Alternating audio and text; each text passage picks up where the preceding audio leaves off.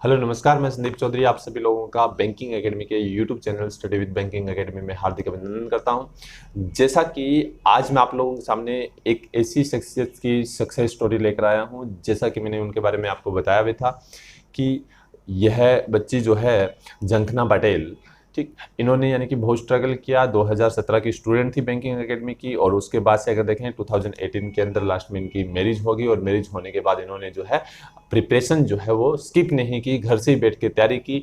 और इस समय अगर हम बात करें तो एलआईसी के अंदर एज ए असिस्टेंट के रूप में वर्क कर रहे हैं। और अभी हाल फिलहाल आईबीपीएस का जो रिजल्ट आया था तो उसके अंदर भी उनकी एक जॉब जो है वो निकली। एक और पेपर इन्होंने क्लियर किया।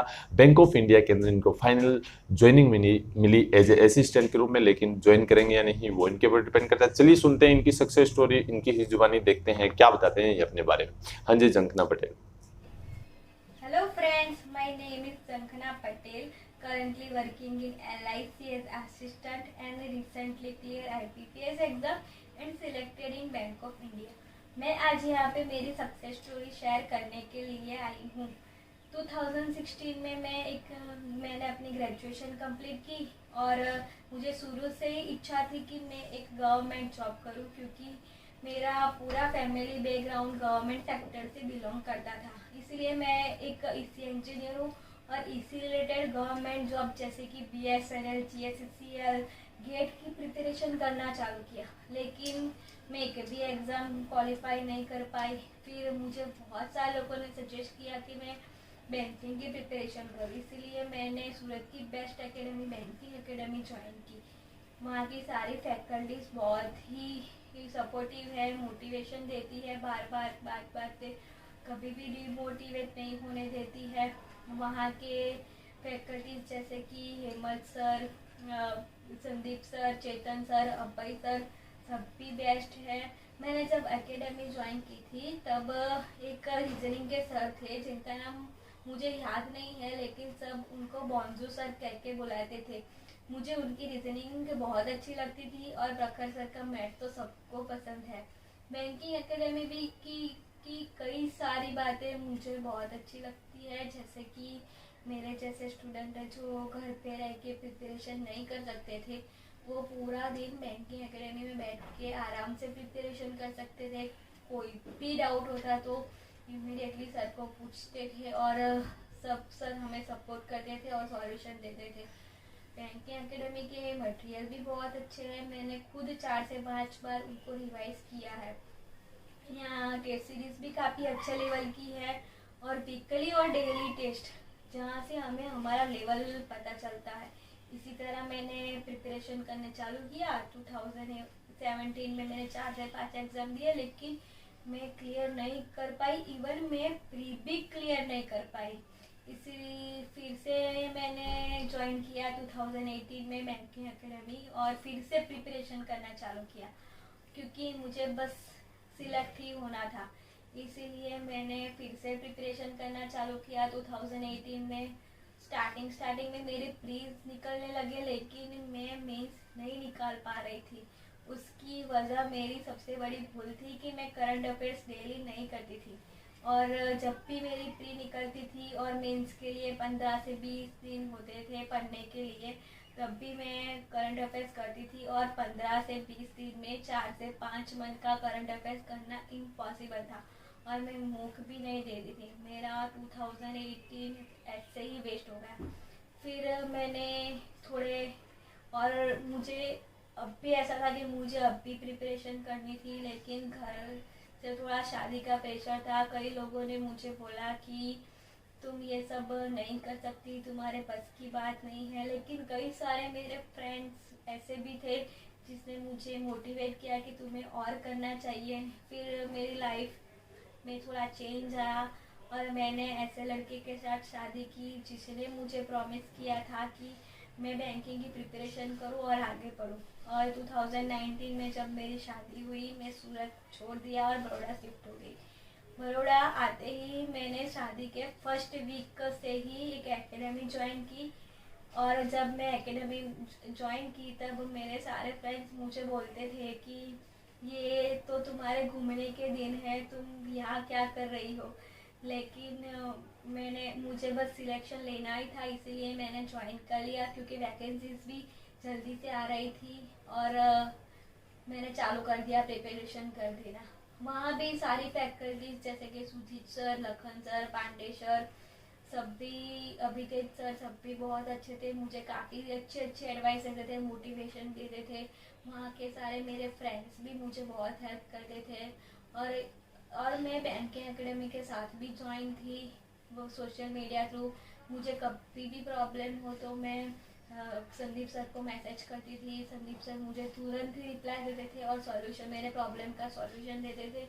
मुझे संदीप सर की यह बात बहुत अच्छी लगती थी कि मुझे संदीप सर के मैसेज का कभी भी वेट नहीं करना पड़ा।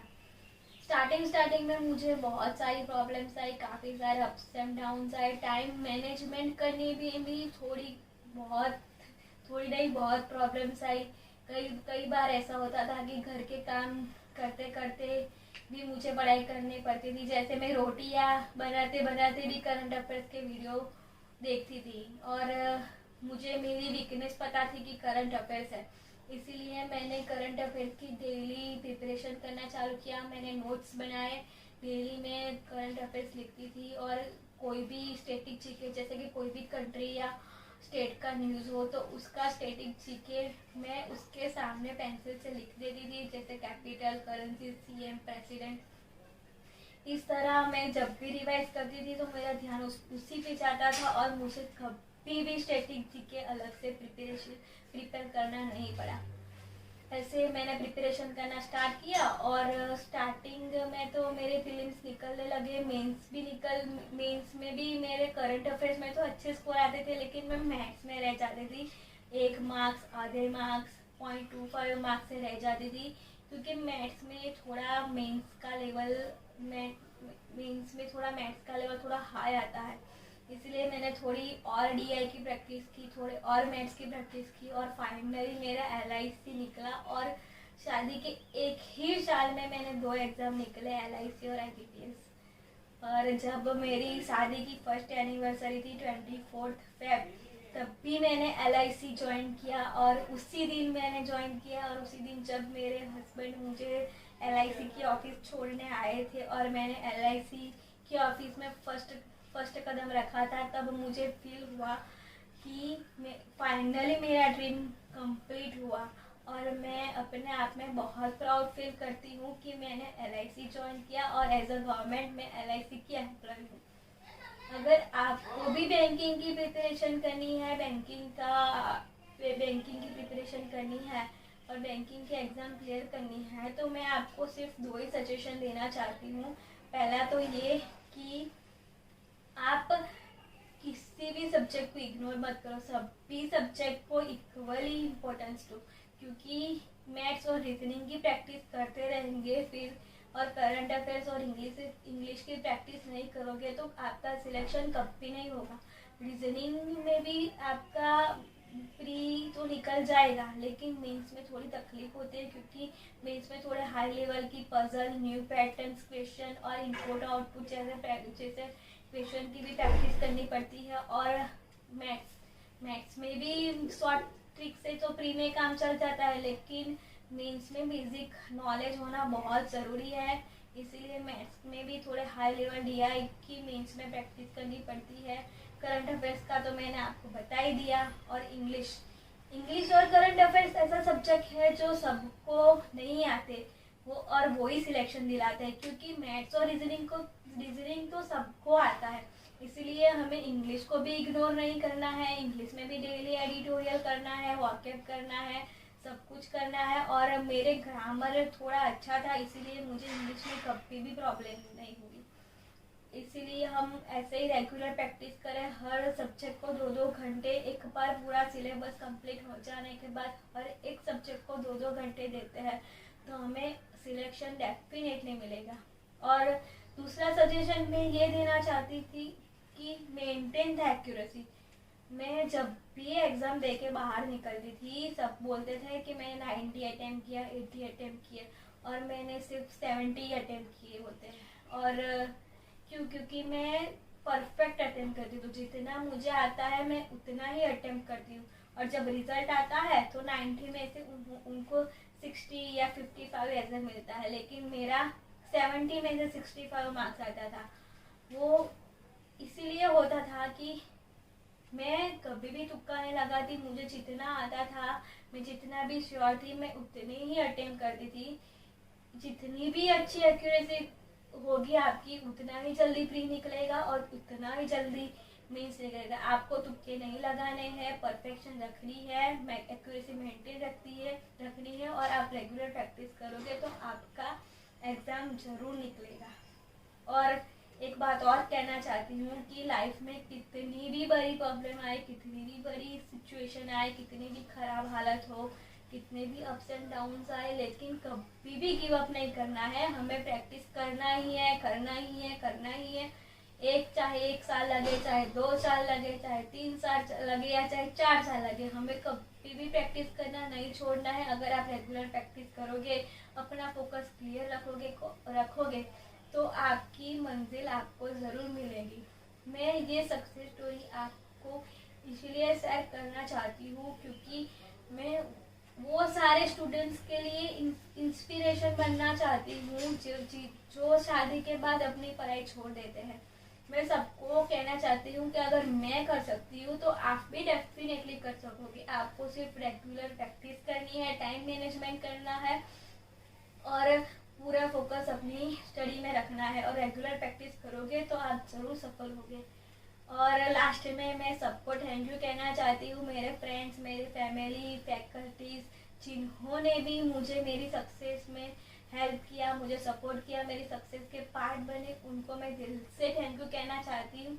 और लास्ट में एक और चीज़, नेवर गिव अप।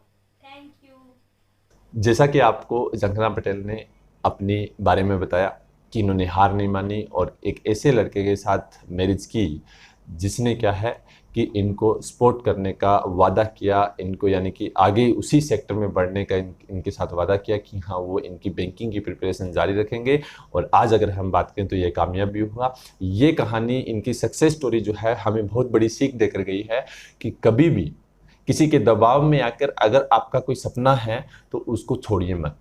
आप अपने सपने को उसको साकार करने चाहते हो, अगर उस सपने को साकार करना चाहते हो, वहाँ तक उस मंजिल तक पहुँचना चाहते हो तो आपको पूरी कायनात जो है वो उस मंजिल तक पहुँचाने में लगा देती है, आपको कोई रोक नहीं सकता। लेकिन आपके माइंड, आपका दिमाग या फिर हम कह सकते हैं कि आपके क्या है दिल जो है, ये आपका मन जो है, इन सब की जो बातें एक होनी चाहिए, इन सब की सोच एक होनी चाहिए कि मुझे वहाँ तक पहुँचना है, तो उसके बाद आपको कोई रोक नहीं सकता। और सबसे बड़ी चीज़ कि आजकल हम दबाव में आ जाते हैं, मैरिज हो गई, मैरिज होने के बाद हम सोचते हैं कि अब नहीं पढ़ेंगे, अब हम काम नहीं करेंगे, अब पढ़ेंगे तो फिर क्या होगा कि हो सकता है जॉब ना लगे, घर वाले क्या कहेंगे। अगर आपने दिल से ठान लिया ना तो आपको कोई रोक नहीं सकता, चाहे कुछ भी हो।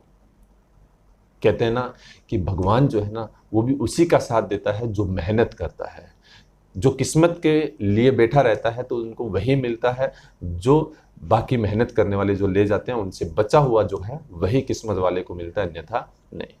तो ये कहानी इनकी सक्सेस स्टोरी हम लोगों के लिए या उन स्टूडेंट्स के लिए या उन बच्चों के लिए बहुत यानी कि लाभदायक रहेगी जो अपनी ज़िंदगी में हार मान लेते हैं।